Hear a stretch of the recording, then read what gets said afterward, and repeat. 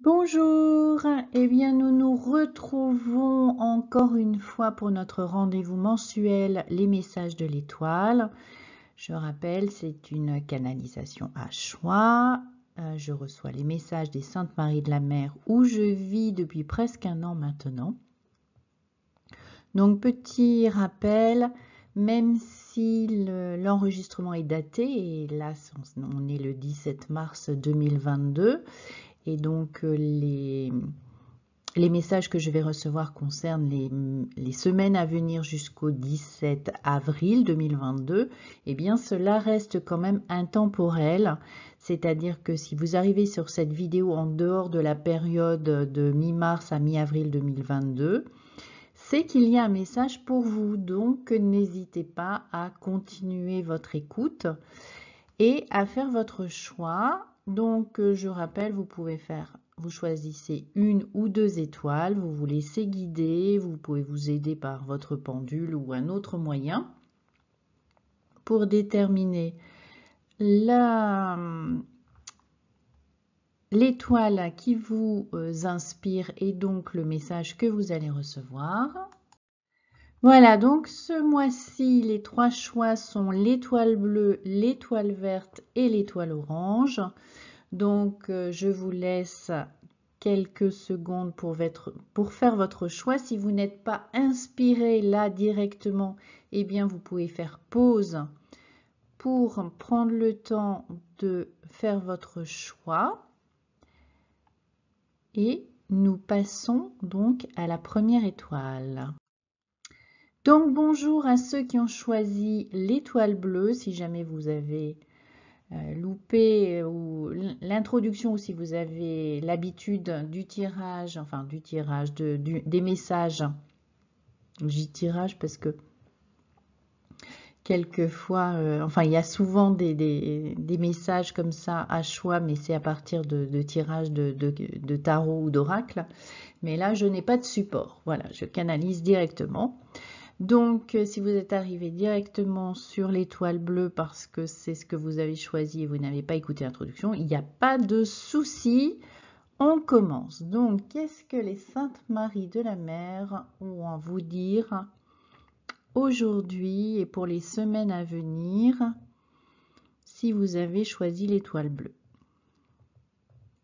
Donc, le premier mot qui vient, c'est recommencement et dédommagement. Donc, qu'est-ce que ça veut dire, ces deux mots? Mesdames, si vous voulez bien nous donner des précisions.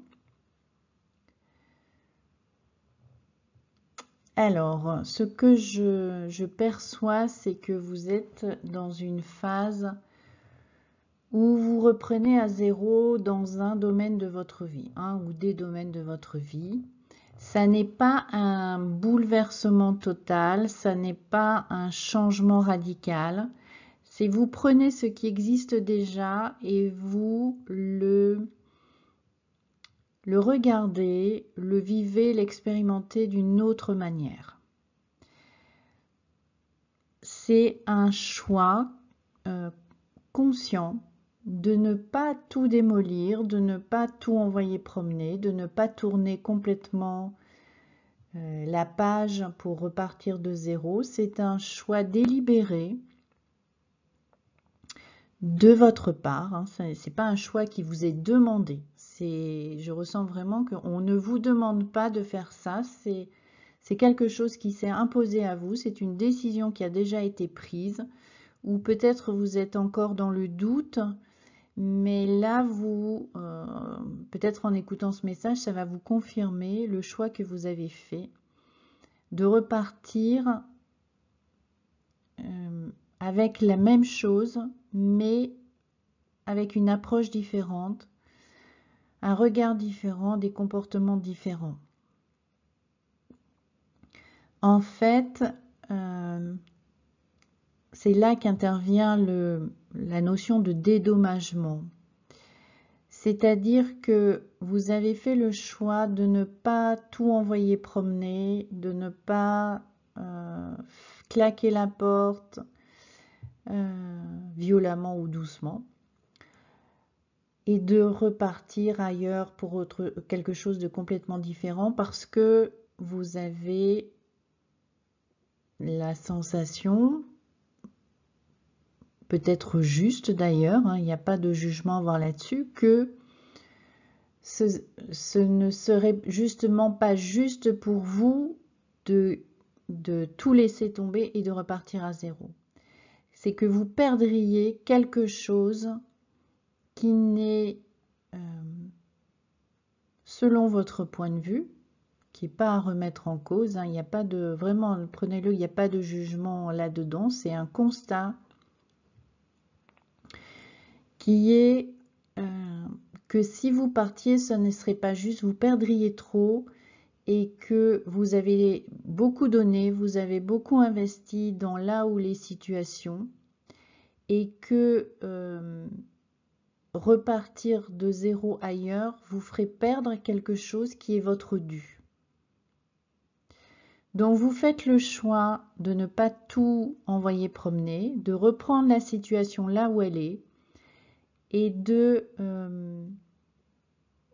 vous aligner avec ce que vous vouliez au départ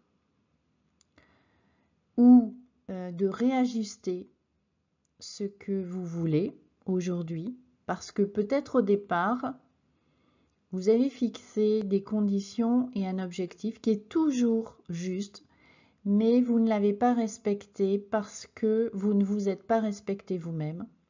Vous n'étiez pas suffisamment aligné et donc vous n'avez pas obtenu ce qui correspond à l'investissement que vous avez mis dans cette situation.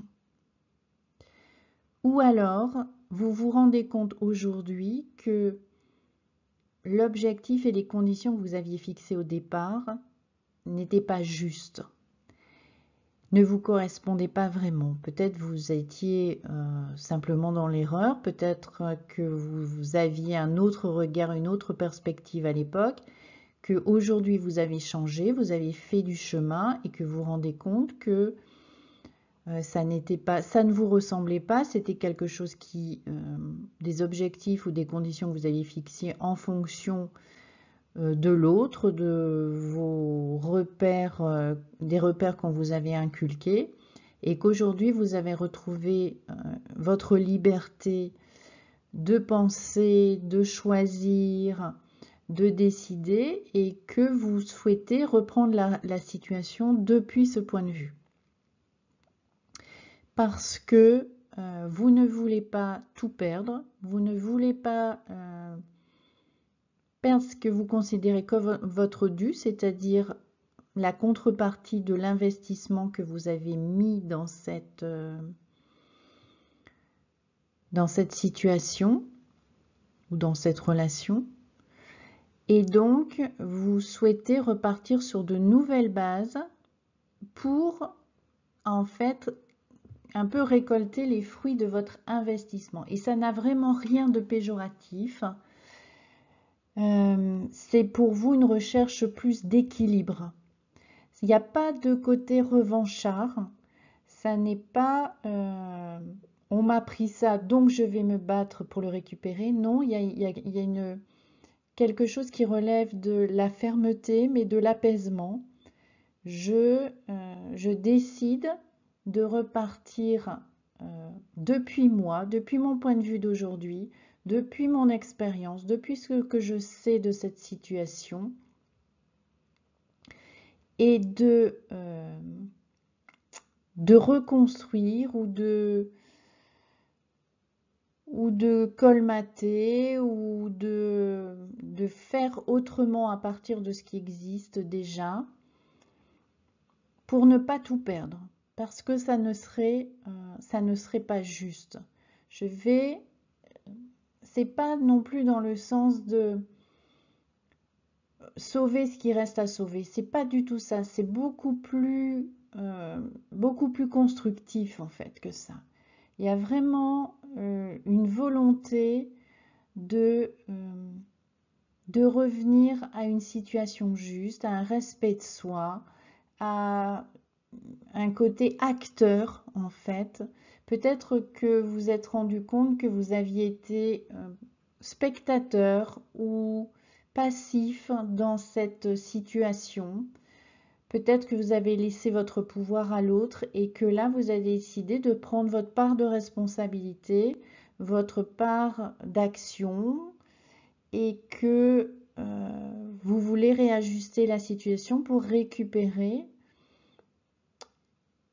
ce qui est une part équitable de l'investissement que vous avez mis dans la situation par le passé.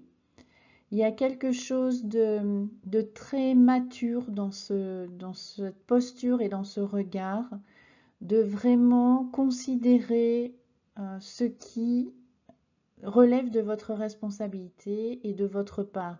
Il n'y a pas de revanche de l'autre, je me suis fait avoir, je lui ai donné ça et donc c'est normal que je récupère, si je m'en vais je vais me faire voir. Il n'y a pas du tout de ça, c'est vraiment quelque chose, une posture très alignée, très ferme et très puissante, j'entends vraiment le mot puissante,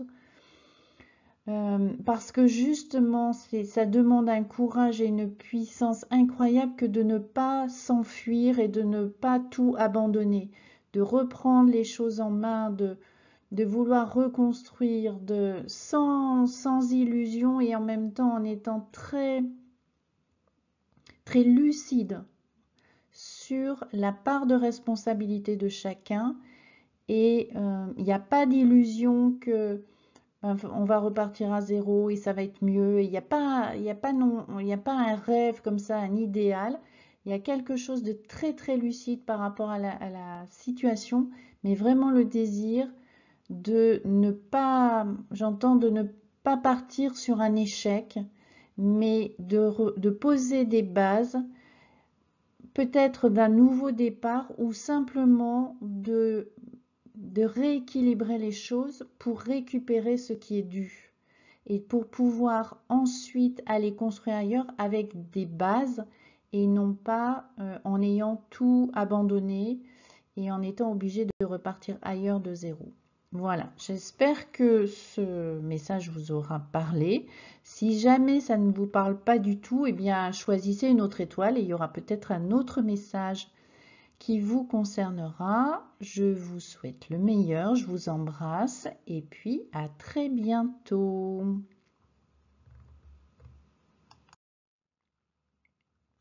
Alors bonjour à celles et ceux qui ont choisi l'étoile verte.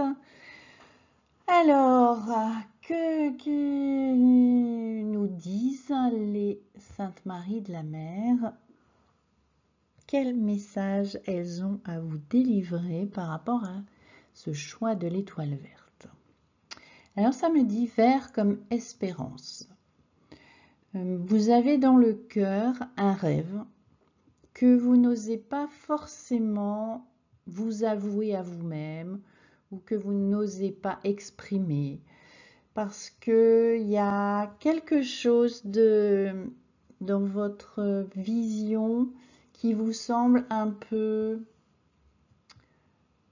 j'entends le mot eau de rose, hein, un peu peut-être futile ou qui vous semble de la sensiblerie, qui peut-être d'un rêve inaccessible ou un rêve d'enfant ou un rêve d'adolescent et qui vous semble aujourd'hui en tant qu'adulte pas forcément raisonnable ou peut-être la peur du regard des autres, de voilà, qu'on vous trouve infantile ou immature de vouloir réaliser ce rêve. C'est pas justement un rêve très structuré, un rêve qui change la vie, c'est un rêve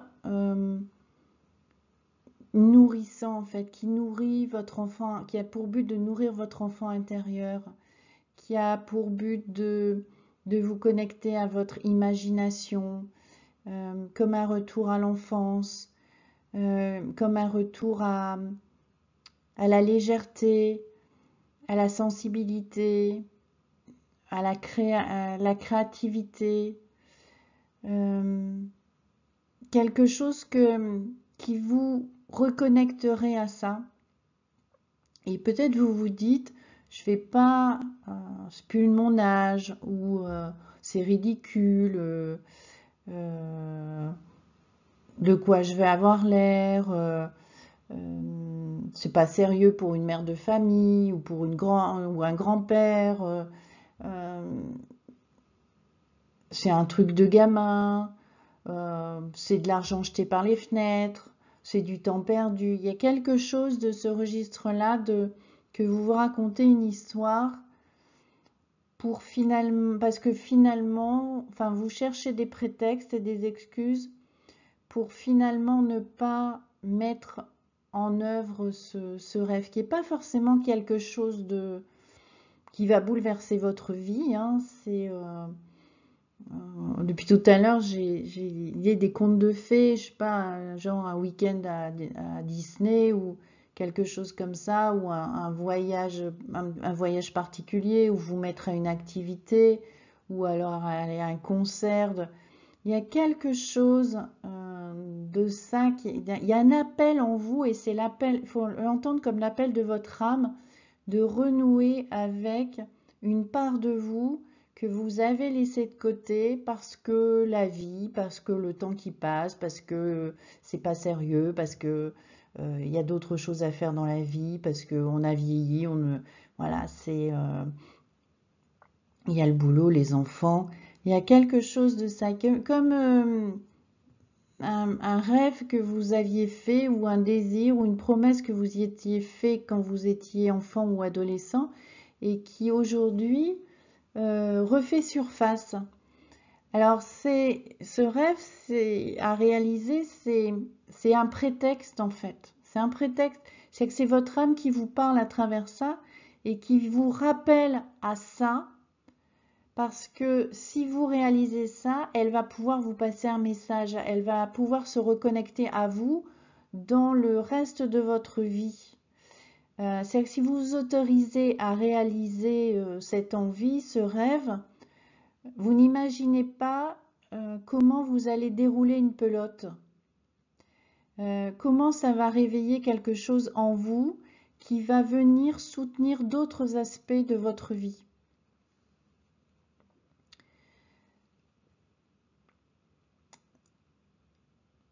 Il y a vraiment quelque chose, j'entends le mot sourire, il y a de la joie, il y a de la fantaisie, il y a aussi beaucoup, beaucoup d'amour pour soi, il y a une envie de partager aussi, même si vous vous rendez compte que c'est quelque chose qui est à vous. C'est quelque chose que vous ne devez pas forcément partager. N'essayez pas de convaincre les autres de le faire avec vous, ou ça relève presque du jardin secret, de votre intimité. Vous devez le faire pour vous, et peut-être le faire seul. N'essayez pas d'entraîner les gens avec vous, ou de vous inventer une histoire du genre oh ben, je vais pas le faire pour moi, mais peut-être je vais le faire pour mes enfants ou mes petits-enfants. Non, c'est quelque chose que vous devez faire pour vous. Il y a quelque chose à contacter de votre enfant intérieur, de quelque chose en vous qui cherchait à émerger et que vous avez tué.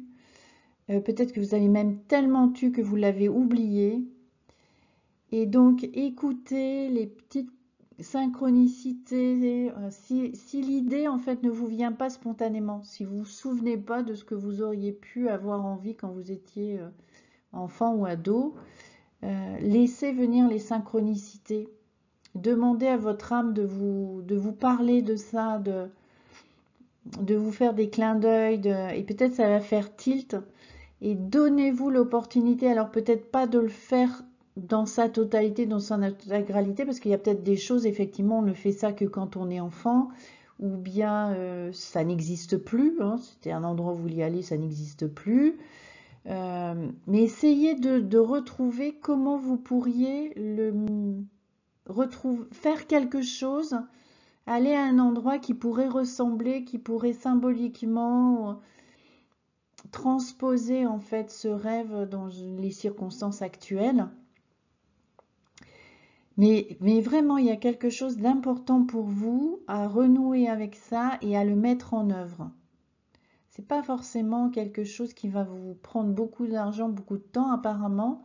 C'est un petit plaisir, un petit clin d'œil, mais vraiment derrière cette petite, ce qui semble anodin, il y a un message de votre âme. Alors ne commencez pas à y mettre de l'intellect.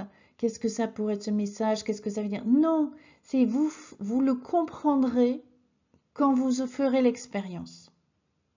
Et ne gâchez pas non plus l'expérience à vouloir à chercher qu'est-ce que ça veut dire. Laissez venir. L'âme, elle parle pas par le mental. L'âme, elle va parler par les émotions, elle va parler par des images, elle va parler par des symboles, elle va parler par des synchronicités, mais elle ne va pas venir vous donner une explication logique.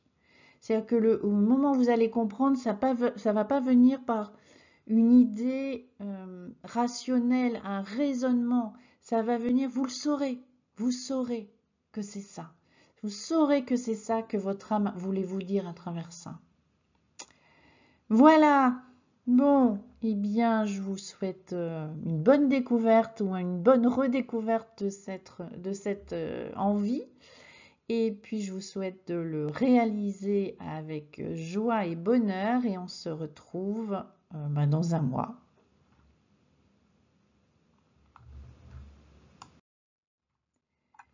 Alors, bonjour à celles et ceux qui ont choisi l'étoile orange. Donc, qu'est-ce que les Saintes Maries de la Mer ont à vous transmettre à partir de votre choix de cette couleur orange? Alors, ça me dit, ne vous laissez pas abattre. Je vois un obstacle, je vois un chemin avec un obstacle. C'est pas un gros obstacle, c'est pas insurmontable, c'est pas le gros truc.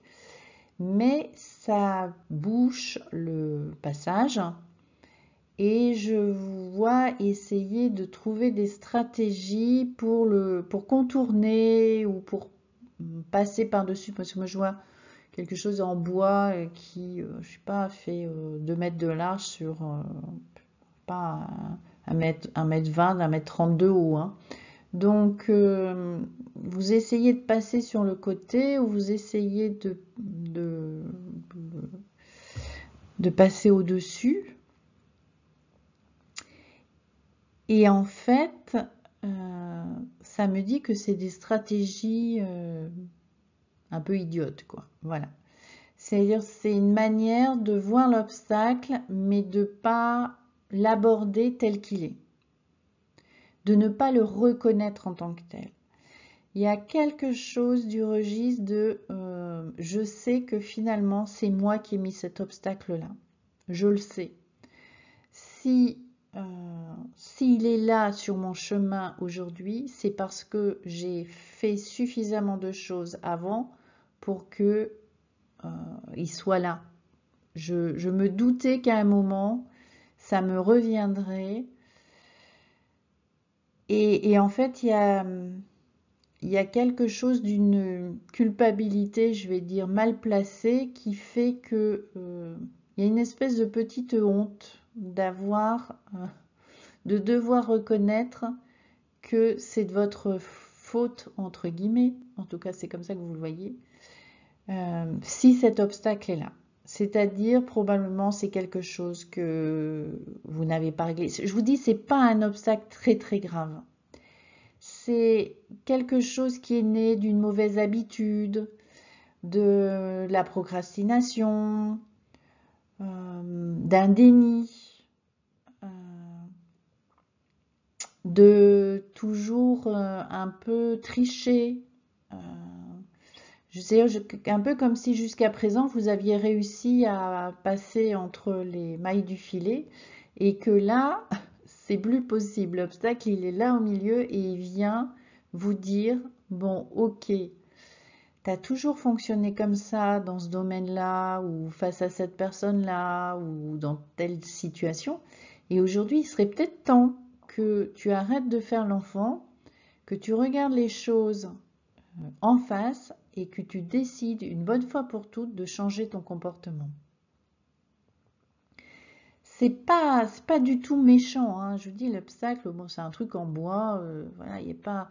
Mais c'est comme si vous aviez absolument besoin de régler cette chose-là, parce que il y a quelque chose de bien qui vous attend une fois que l'obstacle sera renversé.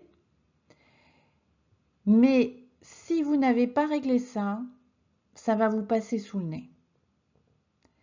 Et en plus, vous allez le savoir. C'est-à-dire que quand ça va se présenter, il y a quelque chose en vous qui va, vous ne pourrez pas le faire comme si vous ne saviez pas. C'est-à-dire que ça va vous renvoyer automatiquement à ce fonctionnement. Et vous allez vous dire, oh mince, mince, c'est là et je sais que je ne vais pas y arriver, ça va me passer sous le nez, je vais le perdre parce que je trimballe cette casserole-là. Et que si j'avais réglé ça depuis ce comportement depuis longtemps, tu n'aurais pas de problème, je me sentirais à l'aise devant cette situation.